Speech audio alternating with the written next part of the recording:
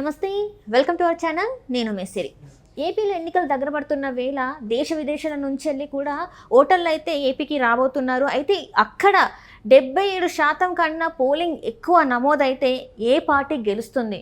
So ఈ అంశాన్ని మనకు వివరించడానికి మనతో పాటు ఉన్నారు ప్రముఖ సీనియర్ జర్నలిస్ట్ జగదేవ్ గారు. నమస్కారం సార్. నమస్తే సార్, ఇప్పుడు చూస్తున్నట్టయితే ఏపీలో ఎన్నికలు దగ్గరకు వస్తున్న వేళ ఏంటంటే అక్కడ ప్రజలు కంపల్సరీగా ఓటేయాలని చెప్పేసి దేశ విదేశాల నుంచి వెళ్ళి పక్క రాష్ట్రాల్లో ఎవరైతే తెలుగు వాళ్ళు ఉన్నారో వాళ్ళందరూ కూడా వచ్చేస్తున్నారని చెప్పేసి మనకి వార్తలు వస్తున్నాయి.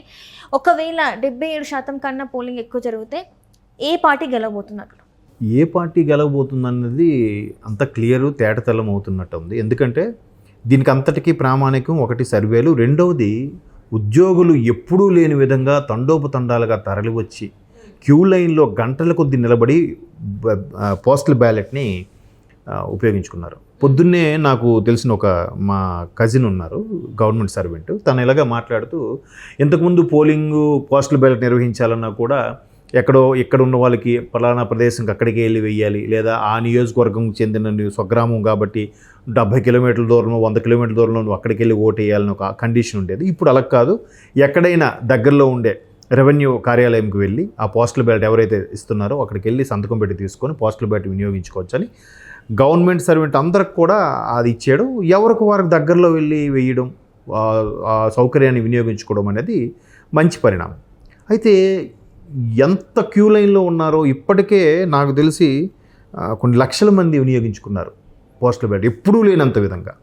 ఎందుకు అంత కసి మీద ఉన్నారు అందరూ అంటారు?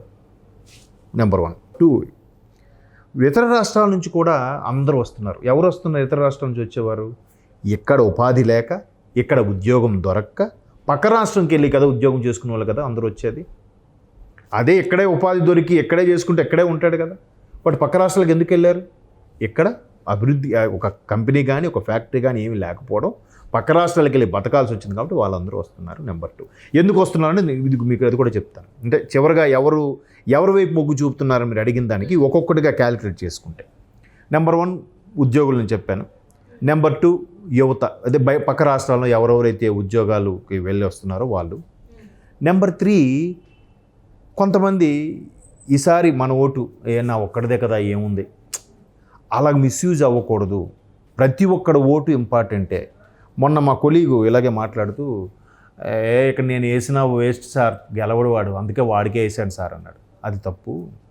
నీకెవరికి నచ్చితే వాళ్ళకి ఓటే వేయడం వల్ల నువ్వు వేసిన వ్యక్తికి 10 రాని 20 రాని 100 రాని, దానివల్ల ఏమవుద్ది, ఆ వ్యక్తికి ఒక భరోసా కలుగుతుంది, ఒక మానసిక స్థైర్యం పెరుగుతుంది. ఇప్పుడు ఇంత వేసే వాళ్ళు రేపు తర్వాత ఇంకో పెరుగుతారు. సరే ఓకే, నాకు ఇన్ని లక్షల మందిలో 100 మందే నా వైపు ఉన్నారు, నా కుటుంబ సభ్యులు 5-6 కాకుండా మిగతా 96 మంది నాకు ఓటేశారా? ఓకే, అంటే నేను ఆ 100 మందికే నేను ఇంకా కష్టపడి పనిచేస్తా, ఇంకా డెవలప్ చేసుకుంటాను అనుకుంటాడు. అదొక రీజన్. సో ఇప్పుడు ఎవరెవరైతే ఉన్నారో వీళ్ళందరూ మన ఓటు మిస్యూజ్ అవ్వకూడదు. ఇట్లాంటి మన ఓటు మిస్యూజ్ అవ్వడం వల్ల ఎవరైతే సోమర్పతనానికి బటన్ నొక్కడానికి అలవాటు పడిపోతున్నారో వాళ్ళందరూ ఓటేయడం వల్ల ఎంత నష్టం జరిగిందో మనం 5 ఏళ్ళలో చూసాం. ఇప్పుడు అలా జరగడానికి వీల్లేదు. మనకెందుకులే అని అనుకుంటే మన నెక్స్ట్ జనరేషను మన సొంత ఊర్లు వెళ్ళడానికి ఇంక ఇష్టపడరు. అక్కడ వెళ్ళడానికి ఇప్పటికే వెకేషన్స్ తప్ప మిగతా టైంలో వెళ్ళి ఉండడానికి నచ్చట్లేదు. అలాంటిది ఇంకా ఇలా జరిగితే ఇంకా స్వగ్రామము, సొంత ఊరు ఇవన్నీ ఫీల్ అయ్యి ఆ ఫీలింగ్స్ కూడా పోతాయి, రిలేషన్స్ కూడా పోతాయి, మానవ సంబంధాలు కూడా తగ్గిపోతాయి. కాబట్టి ప్రతి ఒక్కరు ఓటు వేయడానికి చూస్తున్నారు. మెయిన్ ఈ 3 పాయింట్లు వ్యాలిడ్ పాయింట్. 4వ పాయింట్ అంటారా, ఎలాగూ ఒక్కొక్క నియోజకవర్గం పరిధిలో వాళ్ళు నువ్వు వచ్చి నాకు ఓటు వేయాలి అంటే, పంచాయతీ ఎలక్షన్స్ చూసారా, ఎలాగైతే పంచాయతీ ఎలక్షన్స్ ఆ గ్రామంలో 100 మందో 150 మందో 500 మందో ఉంటారో, ఆ 500 కీలకమైన ఓటు ఉపయోగం అని వాడికి రానుపోను టికెట్ డబ్బులు వేసి వాడు వచ్చిన తర్వాత మళ్ళీ డబ్బులు ఎంతో ఇచ్చి పంపించి కీలకంగా ఉండేది పంచాయతీ ఎలక్షన్కి. సో ఇప్పుడు సార్వత్రిక ఎన్నికలు కూడా ఆ స్థాయిలో ఇంపార్టెన్స్తో ప్రజాప్రతినిధులు సుమారుగా వాళ్ళకి అవసరమైతే బస్సు టికెట్లు, ట్రైన్ టికెట్లు, ఇంకొంతమంది విదేశాల నుంచి కూడా రప్పించుకుంటున్నారంట. చూడండి, విదేశాల నుంచి కూడా రప్పించుకొని నీకు ఎంత అవసరమైతే ఇస్తాం, 2 and 4 ఫ్లైట్ టికెట్ నీకు ఇస్తాం, దారి ఖర్చులు కావాలి నువ్వు పెట్టుకో, లేదు అది కావాలంటే అరేంజ్ చేస్తాం, నీ ఇంటికి ఎంత ఇస్తాం, అలా చెప్పి రప్పించుకోండి. అలాగా సుమారుగా అందరి ప్రతినిధులకి క్యాలిక్యులేట్ చేస్తే ఓన్లీ రవాణాకు అయ్యే ఖర్చే సుమారుగా ఇప్పటివరకు తేలిన లెక్క ప్రకారం 200 కోట్లు. పైగా ఇంకోటి మీరు అబ్జర్వ్ చేస్తే ఎక్కువగా తెలంగాణలో ఆంధ్రాలు బాగా స్థిరపడ్డారు, సెటిలర్స్ ఉన్నారు.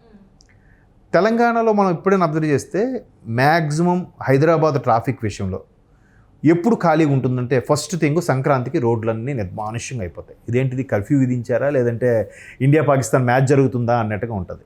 నెంబర్ 2 దసరాకు ఒకటి అలాగే ఉంటుంది. National holiday Dasara. సంక్రాంతి ఒక పర్టికులర్గా ఒక ప్రాంతానికి చెందిన పండగే కానీ నేషనల్ పండగ కాదు. బట్ విజయదశమి దసరా పండగ అనేది నేషనల్ హాలిడే. అప్పుడు కూడా హైదరాబాద్లో మ్యాక్సిమం ఎట్లాగే నిర్మానుష్యంగా ఉంటుంది. ఈ రెండూ కాకుండా మూడోది ఏంటంటే నిమజ్జనంకి ఎలాగో అంటే పోలీసులు దానికి బారికేడ్లు పెట్టి ఆంక్షలు విధిస్తారు కాబట్టి రాదు. బట్ అప్పటికి జనాలు వినాయకుడు చూడడానికి బీభత్సంగా వస్తారు, అది లెక్కలోకి రాదు. బట్ ఈ రెండూ కాకుండా రోడ్లు నిర్మానుష్యంగా ఉండబోయేది రేపు మళ్ళీ ఎలక్షన్స్ టైంలో. అంటే శనివారము, ఆదివారము, సోమవారము ఎలక్షన్ పోలింగ్ డే, వరుసగా లాంగ్ వీకెండ్ లాగా రావడం, అందరూ సెలవు పెట్టుకొని ఊరెళ్ళి ఓటేయాలనుకోవడం. ఇంతకుముందు కూడా యువత మేబీ సోషల్ మీడియా వల్ల లేదంటే ఈ వాట్సప్, ఇన్స్టాలు, ఫేస్బుక్లు ఇలాంటి వాట్ల ప్లాట్ఫామ్ వల్ల అందరూ ఊరెళ్ళి ఓటేయాలి, ఇది లాంగ్ వీకెండ్ కాదు, వెకేషన్ కోసం కాదని రియలైజ్ వెళ్ళి వేస్తున్నారు. అది మంచి పరిణామం. సో ఇంతమంది వెళ్ళి లేదు మన ఓటు వేస్ట్ అవ్వకూడదు, ఓటు వేయకపోతే ఎవడో వేసిన ఓటుకి ఇదైపోతుంది, ప్రాధాన్యత వచ్చేస్తుంది, అలా కాకూడదు. మనకు కూడా అన్ని రకాలుగా ఉపయోగం ఉంటేనే ప్రభుత్వం కదా. ఒక్క బటన్ నొక్కే వాళ్ళకే కాకుండా అన్ని రకాల వాళ్ళకి కూడా ఉపయోగం ఉండాలిగా. అలాగ ఉపయోగం ఆలోచించే కాబట్టి ప్రతి ఒక్కరు కూడా ఆలోచన విధానం, ఆలోచన సరళి మారి వెళ్ళి ఓటేయడానికి వెళ్తున్నారు. సో వీళ్ళందరూ దేనికి వెళ్తారు, ఎవరికి ఓటేయాలనుకుంటారు? ఉద్యోగులు బాగా రగిలిపోయి ఉన్నారు, పెన్షనర్స్ బాగా రగిలిపోయి ఉన్నారు, యువత బాగా రగిలిపోయి ఉన్నారు, కాంట్రాక్ట్స్ కింద పనిచేసే కూలీలు, ఇసుక మన దాన్ని ఏమంటారు కార్మికులు. ఒక్క బిల్డింగ్ లేకపోతే వాళ్ళు ఎలా బతుకుతారమ్మా? ఒక మేస్త్రి ఈరోజు మనము వేరే వేరే సెంటర్లో వెళ్ళి చూస్తే అక్కడ అందరూ అలా పొద్దున్న పనుల కోసం ఎవరైనా పిలుస్తారేమో చూద్దామని ఒక్కసారిగా డబుల్ అయితే ఎలా బతుకుతారు? అంటే ఇట్లా ఒక్కొక్కటి దగ్గర డబ్బులు తీసేసుకొని ఇంటి నుంచి ఎంతేసి రేట్లు పెంచేసి 2 లక్షల చొప్పున ఒక్కొక్క ఇంటి నుంచి తీసుకొని ఒక్కొక్కడికి 20,000 ఇస్తున్నారు సంవత్సరానికి. దాన్ని పెద్ద గొప్పగా చెప్తున్నారు. సో ఇవన్నీ పరిణామాలు బట్టి చూస్తే ఎవరికి బాగా యాంటీగా ఉంది, ఎవరికి ఫేవర్గా ఉందో మీకు ఏ పాటికి అర్థమైపోయి ఉంటుంది కదా. సో కాబట్టి ఏదైతే రేపు రోడ్ల నిర్మానుష్యంగా మనం హైదరాబాద్లో చూడబోతున్నామో మ్యాక్సిమం ఒక తెలంగాణే కాదు, పక్క రాష్ట్రం కర్ణాటక కానీ, మద్రాసు అదే చెన్నై నుంచి కానీ, తమిళనాడు నుంచి కానీ, మహారాష్ట్ర నుంచి కానీ, అటు ఒరిస్సా నుంచి కూడా ఉత్తరాంధ్ర వైపు బతిక వచ్చే వాళ్ళు కానీ వాళ్ళు కూడా వచ్చి ఓటు హక్కును వినియోగించడానికి చాలా దృఢ నిశ్చయంతో ఉన్నారంట.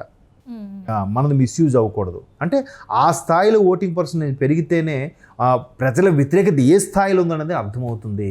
ఎవరైతే ఆ మినిమం ఉండే ఓట్లు ఉన్నాయో వాటిని నమ్ముకొని మేము గెలిచేస్తాం ఎవరైతే అనుకుంటున్నారో అవన్నీ కాదు. వీళ్ళందరూ వచ్చిన తర్వాత వాళ్ళ పర్సంటేజ్ చాలా తక్కువ, ఇది అసలు పర్సంటేజ్ అని తెలియజెప్పేలా కూడా ఉంటుంది. ఖచ్చితంగా కూటమి గెలుచుకుంటుందని నా అభిప్రాయం. Right, thank you so much. Thank you.